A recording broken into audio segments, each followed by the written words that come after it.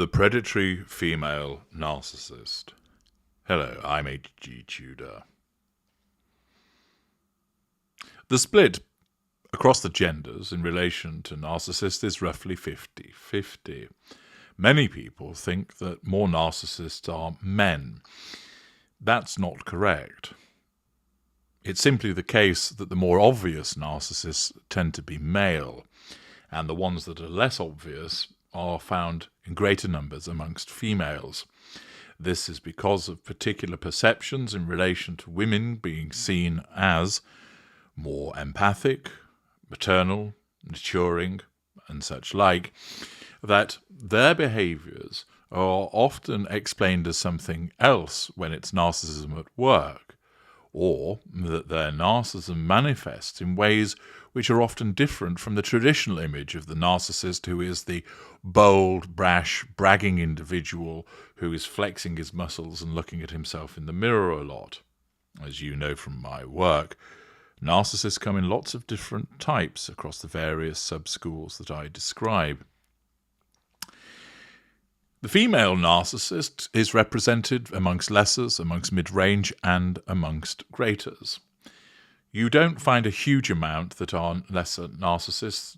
It tends to be men that dominate there. You find more female mid-range narcissists than male, and with the greaters, it's slightly more in favour in respect of men. But here, I'm going to provide you with an instance of a predatory female narcissist who has no idea what she is and presents her capture of a man who is 25 years younger than her as some kind of rejuvenating aspect of her life, without realizing what a predator she actually is and how her narcissism shines through the article that I'm going to share with you. The individual writes, "When we make love, I'm savouring every inch of the beautiful body tangled up with mine. The way his shoulders look, his wrists and hands, his lovely throat. Remember this, I tell myself. Every moment, every detail. I feel like I'm not just appreciating his body, but inhabiting my own in a way I've never done before." For those of you who have read my books Fuel and also Sex and the Narcissist, you may well recognize this behavior as something that is exhibited by the narcissist of savoring the aspects of how it looks and how it feels. This man, as you might have guessed, is not my husband. But I'm not having an affair. I'm in love with a funny, sexy, very handsome man, 25 years younger than me, and I'm having so much fun. One thing that you will notice in what I tell you is the fact that much of this article is all me, me, me, demonstrating the self-absorbed nature of the author. The sex may be off the charts, but it's not just about that. And before you ask, no, I don't feel awful and old beside his perfect body, showmanship, vanity. I don't wonder why he's interested in me, grandiosity. Instead, I admire his beauty, extension of self, thinking, I'm going to drink in every minute of this for as long as it lasts. Receipt of fuel. I am evangelical about dating a younger man now, but this wasn't always the case. My ex-husband was only 4 years my junior and fresh out of Cambridge when we met. Meanwhile, I was a rookie beauty journalist working at Vogue. My sister said I had to meet this handsome 6'3" blonde at her law firm. I said, not my type. Note the concept of having a type and also the rejection of being told what to do. But he was gorgeous. We dated for 6 years before we married in 1999, when he finally turned 29, what I felt was an acceptable age to decide to spend the rest of your life with someone. Judgmental. Our wedding was lovely and informal. We exchanged vows in the Saxon church in my Surrey village, and then had a picnic in my parents' garden. We were both career-driven. I worked at all the glosses, Vogue, Elle, Marie Claire, before being promoted to creative director of Glamour, the British one, and then the US edition. So my 30s and 40s were spent travelling the world, working with the likes of Beyoncé, Gwyneth Paltrow, Kate Winslet, and Renée Zellweger. Bridget Jones herself, who also discovers the delights of a younger man in the upcoming film.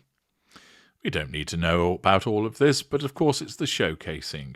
Look at me. Look at all the places that I worked. Look at me being promoted to creative director. Look at all of the people that I associated with character trait acquisition. We were so happy together that it was 10 years before our first daughter, Anouk, came along in 2003, followed by her sister Beau 6 years later. My ex, as so many husbands do, moved down the pecking order in my life, self-absorption. My working in New York every month and earning more than him, boast, also can't have helped our dynamic. When the girls were still primary school age, we moved from Hackney to Wiltshire. I dreamt of the girls being raised in the countryside, surrounded by nature. I did not realise his longer working hours in town were significant or notice the widening chasm between us. I should have seen his 6-year affair coming, but it blindsided me. I loved all that we'd built together with our family. I couldn't bear the idea of losing him, threat to control, so I was utterly devastated when he left me. Like many marriage endings, it was drawn out over a couple of painful years, with me desperately clinging on and back and forth promises of forgiveness and trying again. But the trust was gone and something inside me had checked out. Even though the last part of our marriage was not great, I have no anger or bitterness towards my ex. Sanctimonious forgiveness. For a long time we were happy. I look back and see our marriage as an amazing chapter in my life. Always be wary of people that talks about their lives as chapters. It's self-absorption. Our divorce was only finalised last year, even though we'd been separated for 7 years. He could have forced the sale of our house, like many ex-husbands do, but he allowed me to buy him out. Grandiosity. And I'm so grateful for that. He remarried quickly, and now we have a decent working relationship. Notice, of course, that there hasn't been a complete cessation of the relationship, that there is still an element of control. But enough about my ex. I want to talk about my hot vet, not my heartache. For a long time after separating, romance was not on my mind at all. I'd left the magazine world by then, glosses had gone online and lost their shine, and my sole focus was on surviving, finding freelance work and giving my young daughter security. I assumed the girls, my garden and cats were it. I was resigned to never having sex again, pity play. As a single mother in her late 40s, my overwhelming emotion was fear about the future, pity play. Perhaps I needed to marry a banker, I thought. Then I reasoned that it might take 5 years to find one and persuade him to marry me. I realised I could start my own business in the same time frame, which is exactly what I did, with Spots and Stripes, my skincare company for teens inspired by my daughters.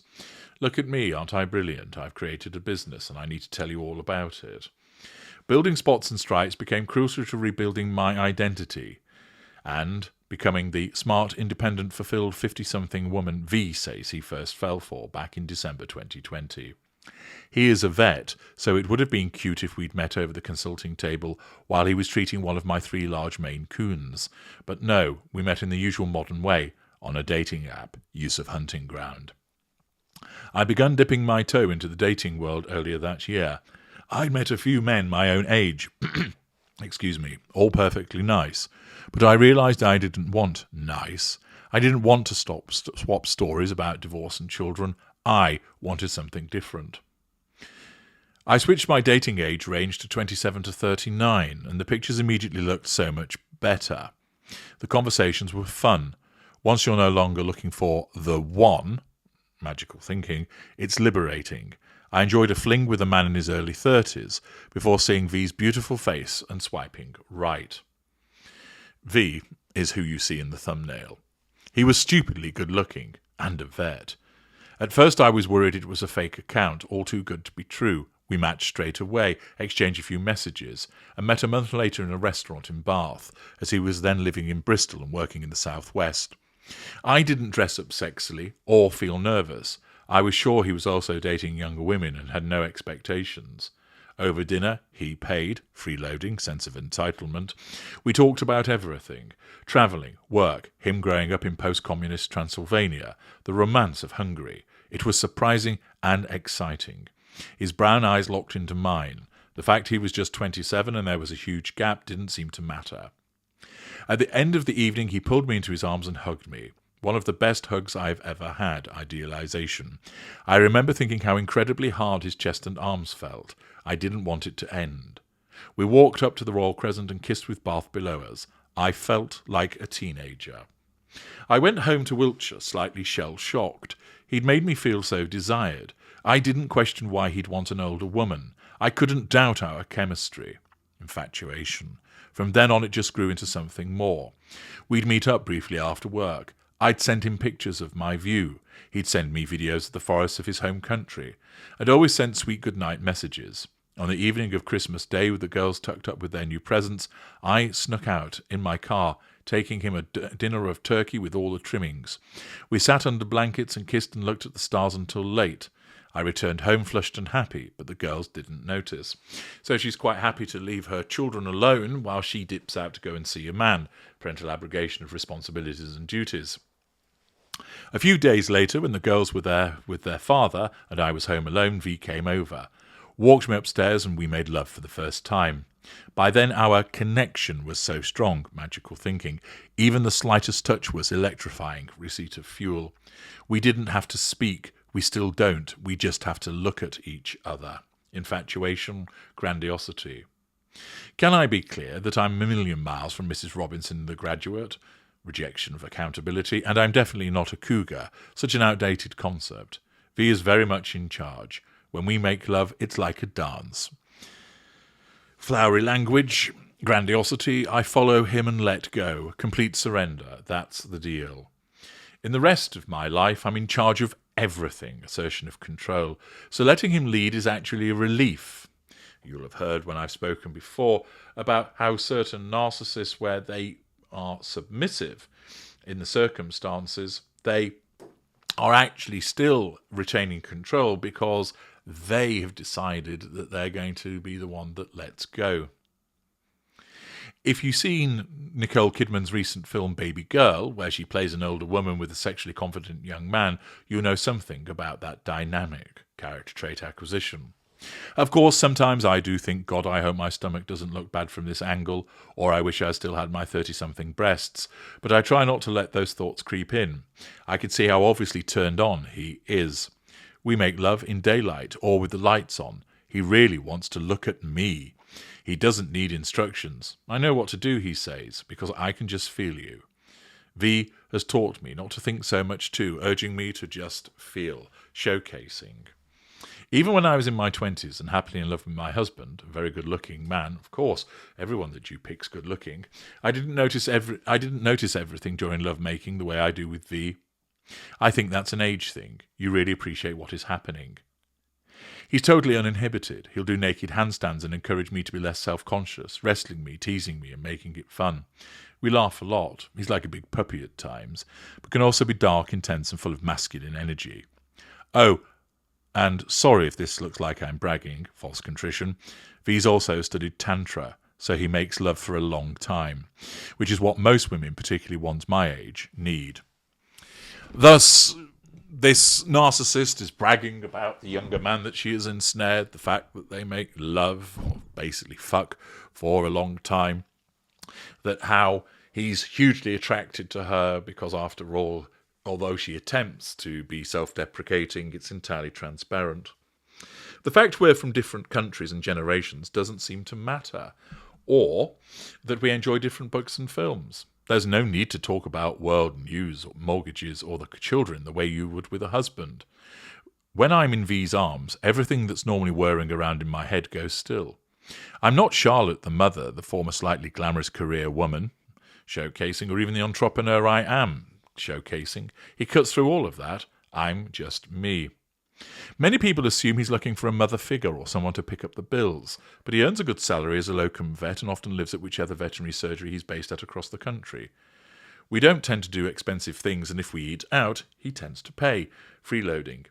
Our weekends are quiet. We cook, we sit by the fire, make love by the fire. We garden, make love in the garden. We go for walks, make love in the fields. You get the impression she's rather pleased about all the shagging that she's doing and has to ram this down your throat. Maybe other young men would find this dull, but we find it calming. 4 years on, our connection remains as strong as ever. Boast. For birthdays, he likes to get my age in roses. That's a lot of roses. And once bought me a lawnmower. Not an obvious romantic present, but I needed one, and so I was happy. This year, I'd finally had my ears pierced, and he got me some diamond studs. He's not into material things for himself, so my perfect gift to him was a skydive. He hates the fuss at Christmas, which is fine, as I love spending it with the girls. I remember neighbours in my village whispering that it would never last. My youngest daughter thought he was fun, but my eldest was initially hostile. V would say hello and be ignored. I understood, though. Anouk is only 10 years younger than him, and that made her uncomfortable. Now Beau says I should be looking for someone older to be a father figure for them. I've told her, you have your own dad for that. Dismissiveness. Anouk is at university and Beau is away at school, so I feel now that I have space for someone for me. Is that so selfish, really? My ex has never commented or criticised me. Why would he? Why would he be interested in you? You are the ex, but of course you want him to be interested in you, expect him to comment about you, because you think you're the centre of the universe. I'm happy for him that he's married. That's good gracious of you, and I feel neutral towards his wife, who is not his affair partner. Why should you feel anything other than be neutral towards his wife? You make it sound as though you're doing a good thing. We are all in a good place now. This is not about me gloating in any way. Actually, it is. People ask, will you marry him? I always reply, we're just enjoying it, not making plans. Lack of accountability. He tells me when he's with me that he feels home. We don't live together, though. I'm used to my own life with the girls and don't think I could live 24/7 with a man again. He likes to have his own space and time to do his things. V comes at the weekends or we enjoy a treat midweek visit. He's something to look forward to at the end of a long work week.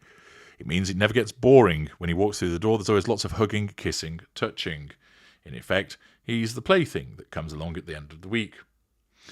We both said I love you about 9 months after meeting. I didn't think, oh God, he's falling in love with me. I just felt happy, not scared. I think that's the perspective that age gives you, to grab happiness where you can. After my marriage ended, I just assumed love, romance and sex were over for me. This relationship has helped me let go of fear. I just made the leap and opened myself up to whatever might happen, living in the moment, not letting the fear of a broken heart in the future put me off, and really living now. The only problem is I think I'm now ruined for any future relationship with an older man. But as V has taught me, I can't fear tomorrow. I'm enjoying myself far too much today. This individual is a clear mid-range narcissist, self-absorbed, preoccupied with telling the world about the fact that she has got a good-looking younger man that she's having a relationship with, who thinks that she's a good person, but cannot help but boast and brag about the fact that she has with this younger man, that she talks about all of the sex that she has, that she is in instances placed her needs above those of her daughters, and deems that it's appropriate to go to a national newspaper to tell everybody about this. It's resplendent with the various narcissistic indicators, whereby this woman doesn't regard herself as a predator, but in actual fact she is, that she has utilised a hunting ground to secure this individual by way of having a relationship with him, and then stands at the rooftops saying, look at me, look at me, look at me, whilst denying that that's what she's actually doing. I'm H.G. Tudor. Thank you for listening.